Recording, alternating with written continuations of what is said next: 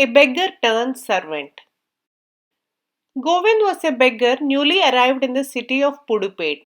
Though he changed his disguise cleverly each day, no one gave him alms and most of the time he went about hungry and miserable. One day he went to the house of Krishnan, a man who pretended to be wealthy but in fact very poor. That day his married daughter was leaving home with her newly acquired husband. Krishnan felt that he could not reveal his true status to his son-in-law. So he called his wife and said, "Shouldn't there be a servant in the house when son-in-law arrives? If we don't sport a servant, our status may be suspect." His wife replied, "True, tomorrow our son-in-law arrives. The day after he will leave. Till then we need a servant. So go and fetch one." But though he searched high and low, Krishnan could not get a temporary servant because no one believed him and his neighbors thought that as usual he was being a show-off.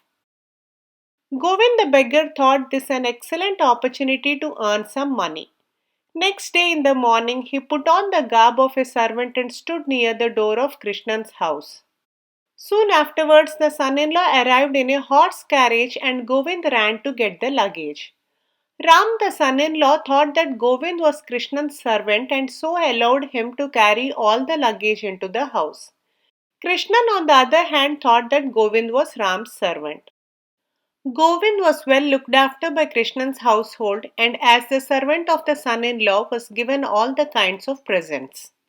He ran errands sufficiently and as a reward received a lot of money from Krishnan, who thought it proper to honor his son-in-law's attendant. Next evening, Ram set off for his home and Govind brought a carriage to take him to the railway station. Krishnan gave the beggar 5 rupees and some clothes to wear. When the carriage began to move, Ram's wife said, "What about your servant? Isn't he coming with us?" Ram looked surprised and asked, "Isn't he your servant? I thought he was employed by your father." When she shook her head and replied in the negative, Ram realized that someone had duped them and taken advantage of his newly acquired status.